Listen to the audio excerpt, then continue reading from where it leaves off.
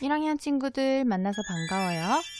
이번 시간에는 1학년 1단원 네 번째 시간 국어 공부를 시작하겠습니다.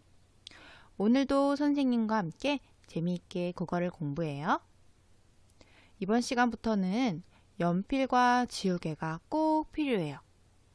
준비가 안 된 친구는 화면을 잠시 멈추고 연필과 지우개를 준비해 주세요. 자, 화면을 봅시다. 동물 친구들이 의자에 앉아 있네요. 그리고 앞에 현수막이 걸려 있는데요.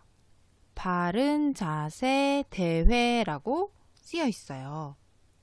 바른 자세 대회가 뭘까요? 그럼 어떤 자세가 바른 자세인지 생각하면서 바른 자세 대회 이야기를 들어보도록 하겠습니다.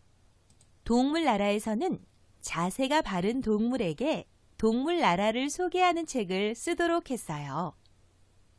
책을 쓰는 동물을 뽑기 위해 누가 가장 바른 자세로 의자에 앉아 있는지 대회를 열었어요. 동물들이 어떤 자세로 앉아 있는지 살펴볼까요?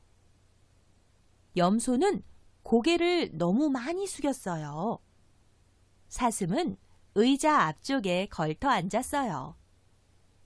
기린은 허리를 둥글게 굽히고 앉았어요. 호랑이는 다리를 꼬고 앉았어요. 원숭이는 두 발이 바닥에 나란히 닿도록 하고 엉덩이를 의자 뒤쪽에 붙이고 고개를 약간 숙이고 앉았어요. 어떤 동물이 이 대회에서 우승하였을까요? 바른 자세를 한 동물 친구를 찾아보세요. 자, 과연 어떤 동물이 바른 자세 대회에서 우승을 하였을까요? 네, 원숭이가 가장 자세가 바른 동물이네요. 우리 친구들의 자세는 어떤가요? 어떤 동물처럼 앉아 있나요? 이번 시간 공부를 통해서 우리 친구들은 바르게 쓰는 자세를 익혀보아요. 교과서 18쪽을 펴세요. 글씨를 쓸 때는 바른 자세로 써야 몸이 불편하지 않게 바른 글씨를 쓸 수 있어요. 글씨를 쓰는 바른 자세를 알아보아요. 18쪽의 사진을 보면 1번부터 4번까지 자세가 있어요. 자, 어떤 자세가 바른 글씨 쓰기 자세일까요? 자, 몇 번일까요? 네, 2번 자세가 글씨 쓰기 바른 자세라고 할 수 있어요. 그러면 1번, 3번, 4번 자세는 어떤 면에서 잘못된 걸까요? 하나하나 자세하게 살펴보겠습니다. 먼저 1번 자세는요. 고개를 삐뚤어졌지요. 그리고 허리를 곧게 펴야 되는데 숙여져 있어요. 그리고 무릎은 가지런하게 두지 않고 다리 사이 다리를 서로 꼬았어요. 이거는 올바른 자세가 아니라고 했어요. 다음 3번 자세를 봅시다.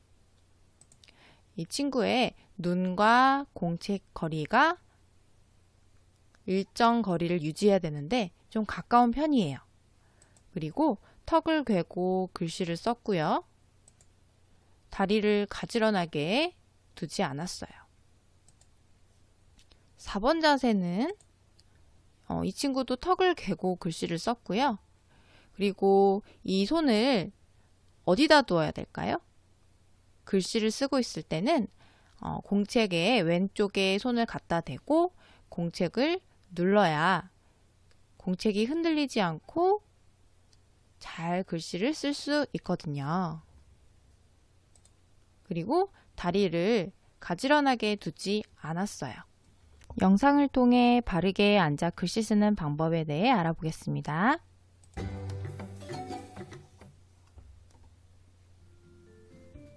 친구의 자세를 보고 바르게 앉아 글씨를 쓰려면 어떻게 해야 하는지 알아봅시다. 바르게 앉아 글씨를 쓰려면 허리를 곧게 펴고 앉습니다. 이때 엉덩이를 의자 뒤쪽에 붙여야 해요. 엉덩이를 붙이지 않으면 허리와 엉덩이가 아파서 글을 쓰는 데에 집중할 수가 없어요. 그리고 두 무릎을 모으고 두 발이 바닥에 닿도록 합니다.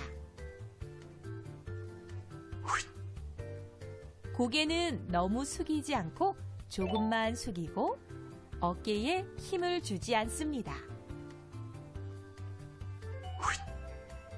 공책은 비스듬히 놓지 않고 똑바로 놓는 것이 좋고 글씨를 쓰지 않는 손으로 공책을 살짝 눌러주세요. 자, 우리 친구들의 글씨 쓰는 자세가 무척 다르지요? 그럼 이번에는 친구들의 바르지 못한 자세에 대하여 알아볼까요? 다리를 벌리고 앉으면 안 돼요. 다리를 너무 벌리거나 꼬지 말고 가지런히 바닥에 닿도록 모아야 해요. 책상에 엎드려서 글씨를 쓰면 눈이 아프고 허리도 아파요. 허리를 곧게 펴고 엉덩이를 의자 뒤에 붙입니다.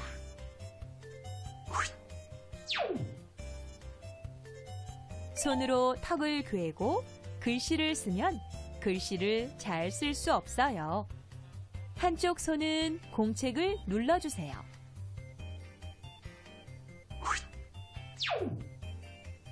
그리고 공책을 빗돌게 놓으면 자세가 흐트러지겠죠? 바르게 앉아 글씨 쓰기 어렵지 않지요? 이제부터 책상에 바르게 앉아 글씨를 쓰도록 해요. 자, 영상 잘 보았나요? 사진을 보면서 정리해 봅시다. 자, 허리와 다리는 어떻게 해야 할까요? 허리는 곧게 펴고요. 다리는 가지런히 모으고 앉습니다. 다음 공책은 책상 위에 바르게 놓고요. 공책과 눈의 거리를 너무 가깝게 하지 않아요. 일정 거리 이상 떨어뜨려 주는 것이 좋다고 했습니다. 글씨를 바르게 쓸 때 주의할 점은 무엇일까요? 고개를 너무 많이 숙이지 않도록 해요. 글씨를 쓰지 않는 손으로 공책을 눌러요. 턱을 괴지 않아요. 이런 주의할 점을 생각하면서 바른 자세로 글씨를 쓰도록 해요. 1번부터 4번까지 여러 가지 연필을 잡은 모습이 있네요. 이 중에 연필을 바르게 잡은 모습은 어떤 것일까요? 1번인가요? 아니래요. 2번인가요? 이것도 아니래요. 3번인가요? 아니래요. 네, 4번에 연필을 잡은 모습이 바른 모습이라고 해요. 그러면 1번부터 3번까지는 왜 잘못된 걸까요? 차근차근 알아봅시다. 자, 1번 자세는요. 너무 연필의 윗부분을 잡았어요. 2번 자세는 너무 아랫부분을 잡았어요. 너무 위에도 안 좋고 너무 아래도 좋지 않아요. 3번 자세는요. 연필을 너무 세워서 잡았어요. 자, 4번 자세를 보면은 너무 높지도 않고 낮게 잡지도 않았지요. 영상을 보면서 연필 바르게 잡는 방법을 알아봅시다. 여러분, 지금부터 연필을 바르게 잡는 방법에 대하여 알아보려고 해요.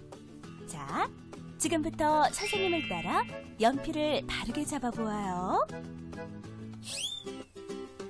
먼저 엄지손가락과 집게손가락의 모양을 둥글게 하여 연필을 잡도록 해요.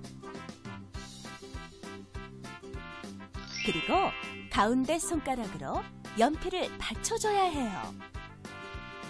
마지막으로 연필을 잡을 때 너무 세우거나 눕히지 않도록 해요. 연필을 너무 세우거나 반대로 너무 뒤로 젖혀지게 되면 연필을 자유롭게 쓸 수 없어요. 이렇게 되면 예쁜 글씨도 나오기 어렵겠죠? 자, 다시 한번 보세요. 엄지손가락과 집게손가락의 모양을 둥글게 하고 가운데 손가락으로 연필을 받쳐줘요. 그리고 연필을 너무 세우거나 눕히지 않도록 해요.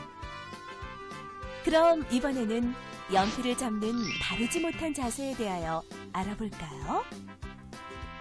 연필을 너무 길게 눕혀서 잡으면 안 돼요. 연필을 너무 멀리 잡으면 글씨 쓰기가 어렵답니다. 연필을 너무 세게 잡으면 안 돼요. 너무 힘이 들어가서 손이 아프고 연필을 부드럽게 쓸 수 없답니다. 연필을 너무 곧게 세우면 안 돼요. 연필이 너무 세워져 있어서 불편하고 손목에 너무 힘이 들어가 글씨를 잘 쓸 수 없답니다. 그리고 엄지, 검지, 중지로 연필을 잡으면 손가락이 아프고 글씨가 예쁘게 써지지 않아요. 자, 이제 알겠죠? 다시 한번 연습해보고 이제부터 글씨를 쓸 때 연필을 바르게 잡도록 해요. 영상 잘 보았나요? 네, 연필을 바르게 잡는 자세 좀 더 자세히 알아봅시다. 어떤 부분을 잡아야 할까요? 네, 연필 아랫부분을 잡는데 연필 심에서 약간 위로 올라간 부분을 잡도록 합니다. 그리고 연필은요, 너무 세워서는 안 되고요. 또 너무 눕혀도 불편할 수 있으니 적당한 높이로 방향을 세워서 잡아주면 되겠어요. 자, 연필을 잡는 손가락의 모양은 어떠해야 할까요? 첫째 손가락과 둘째 손가락의 모양을 둥글게 해서 연필을 잡는 것이 좋습니다. 자, 이번에 우리 친구들 선을 따라 그어볼 건데요. 연필 준비해 주세요. 자, 연필을 바르게 잡았나요? 네. 첫 번째 손가락과 두 번째 손가락으로 동그랗게 잡아서 세 번째 손가락으로 받치고 너무 높지도 낮지도 않은 방향으로 교과서 속 사진을 통해서 나의 연필 잡는 자세와 비교해 보면서 잘 잡아보세요. 선생님이 옆에 있으면 보면서 자세가 어떤지 알려줄 수 있는데 볼 수가 없어서 우리 친구들이 영상과 교과서 속 사진을 보면서 연습을 해보도록 해요. 자, 연필을 집었으면 바른 자세로 앉아서 선을 따라 그어보겠습니다. 선생님과 같이 해봐요.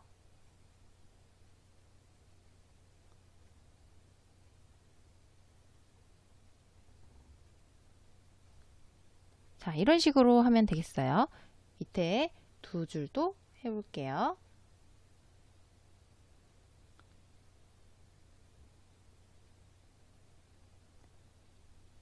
자, 이 외에도 23초까지 선 긋기 되어 있지요? 우리 친구들이 잠시 영상을 멈추고 선을 그어 보도록 할게요. 그리고 23쪽 맨 아래쪽에 보면 자신의 이름을 쓰는 란도 있어요. 거기에 자기의 이름을 여기에 이렇게 쓴 것처럼 자기 이름을 예쁘게 써보도록 하세요. 오늘 우리는 글씨를 쓸 때 바른 자세와 연필을 잡는 방법에 대해 공부했어요. 우리 친구들 이제 열심히 공부했으니까 앞으로 글씨 쓸 때 내가 바른 자세로 쓰고 있는지 생각하면서 써보도록 할게요. 우리 친구들 고생 많이 했고요. 다음 시간에 또 만나요. 안녕.